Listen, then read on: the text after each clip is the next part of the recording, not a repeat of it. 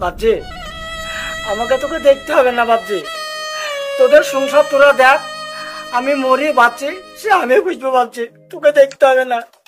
তুই তোর বৌমাকে কিছু বলিস নি বাপ, তোকে বাপ রে, তোর হাত ধরে বলছি বাপজি, তোর বৌমাকে কিছু বলিস নি বাপ। আজান নিচে নামাজ পড়তে হবে বাপজি, এসো নামাজ পড়তে হবে বাপজি।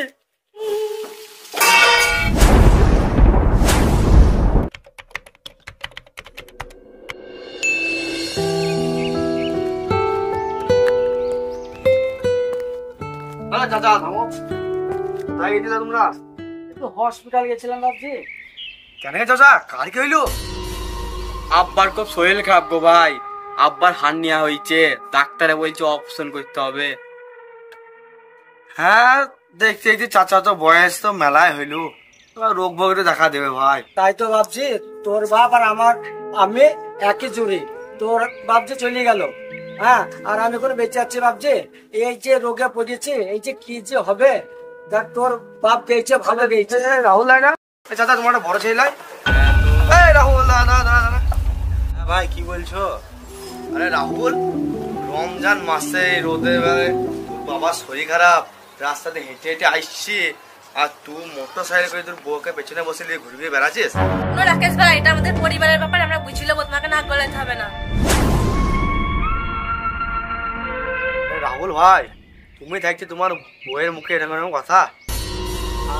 সেরকম কিছু না ভাই। এই তাতে চলো রোজা করে আসি, মাথায় রোদ লেগে গিয়ে যখন নামাজ পড়বো। যাও ভাই যাও, তুমি চলে যাও ভাই।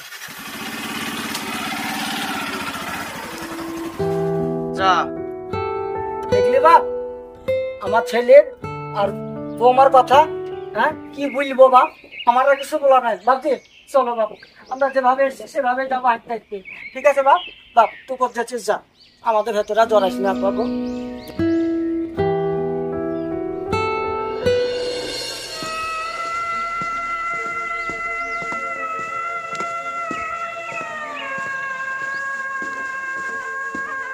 ভাই ডাক্তারে কি বললো? ডাক্তারে বললো বড় ভাই, আব্বার অনেক কটা রিপোর্ট করতে হবে। তাই তো ভাই, আব্বার রিপোর্ট করতে হলে তার রিপোর্ট করার জন্য তো টাকা লাগবে। এলে ধর 500 টাকা।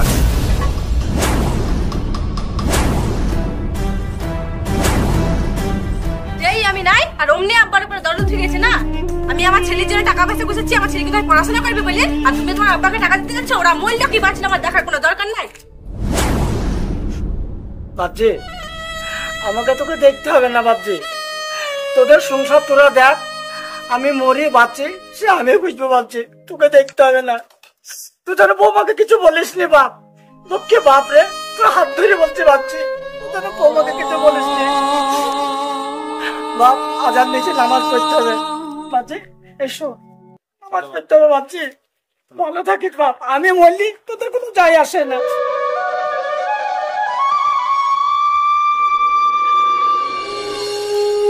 আব্বা, আব্বা বাপজি, আমি বেঁচে থাকলে আমাদেরকে এই মুড়ি আর পানি দিয়ে ইফতার চাইতেছে না আব্বা।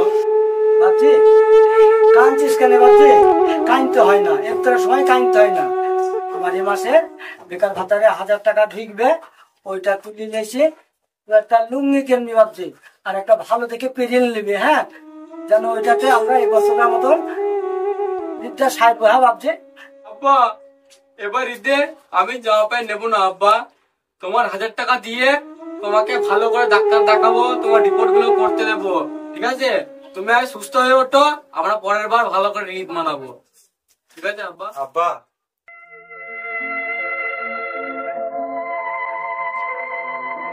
আব্বা, তোমাদেরকে এই শুকনো মুড়ি আর পানি আর রুটি ইফতার করতে হবে না। তোমাদের জন্য এই ফল নিয়ে এসেছি, এই ফল দিয়ে তোমরা ইফতার সারো।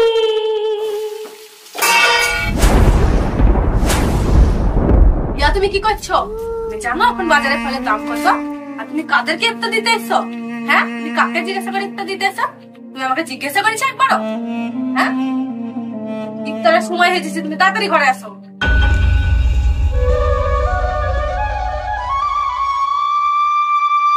আব্বা, আমি তোমার ভালো ছেলে হতে পারলাম না আব্বা। বাপজি রাহুল, আমার কথা শুনবা, এই ফল খেলে আমার আর ইফতার হবে না ভাবছি। তোকে বাপ আমার এই ফল কটা নিয়ে চলে যা ভাবছি। এই ফল আমার পক্ষে খাওয়া সম্ভব নয় ভাবছি, তুই নিয়ে চলে যা। আল্লাহ তোর ভালো করবে ভাবছি, যা ভাবছি তুই যা। আব্বা আর বলছি আব্বা গো, ইফতারের সময় হয়ে এসছে, বাবা আমার কিছু বলবে ভাবছি, তুই যা। রাজি আমাদের যা আছে এই নিয়ে ভাবছি আমরা ইফতার করি ভাবছি। বিসমিল্লাহ।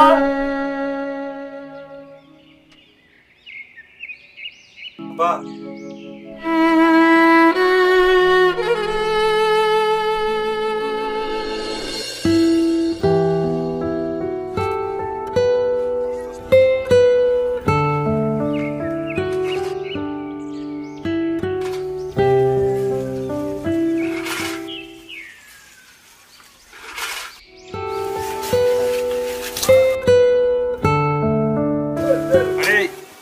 কাগজিপাড়া রাহুলের ভাই রহিম না? আরে দাও দাও মাস্টার মশাই, এটা ওকে বলেন। ভালো আছো? হ্যাঁ মাস্টার ভালো আছি। আপনি ভালো আছেন তো? হ্যাঁ আমি ভালো আছি।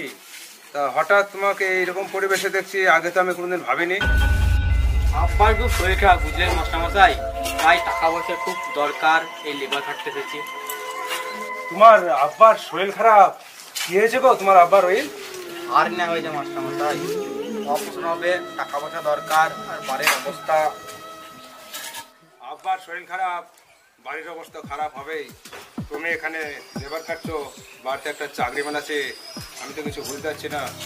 বড় ভাই তো চাকরি করে, সেটা বড় ভাইয়ের পয়সা, আমাদেরকে তো কিছু দেয় না। সংসারে টাকা দেয় না মানে?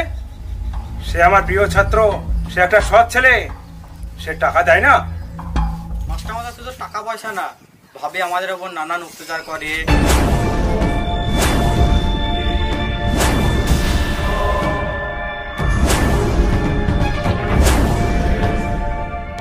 এত বড় অন্যায়! চলো তোমাদের বাড়ি। মাস্টার মশাই আপনি চলেন, আমি যে আমার প্রমাণপত্র নিয়ে যাচ্ছি।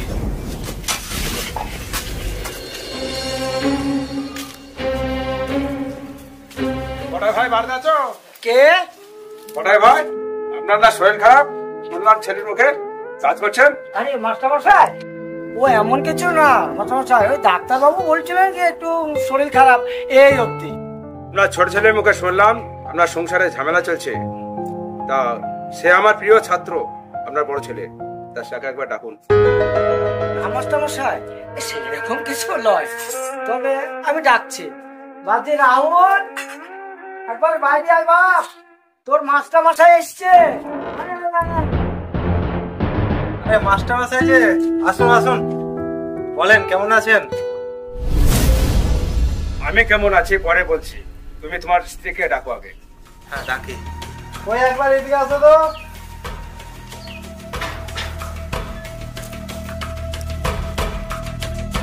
কি হয়েছে? আমাকে আবার এখানে টাকার কি দরকার? আরে এটা আমার ছোটবেলাকার মাস্টার মশাই, একটু ভালোভাবে কথা বলো। এটাই তোমার স্ত্রী? যত নষ্টের গোড়া। কেন মাস্টার মশাই কি হয়েছে? এটা তোমার কে হয়? এটা তোমার আব্বা না? হ্যাঁ।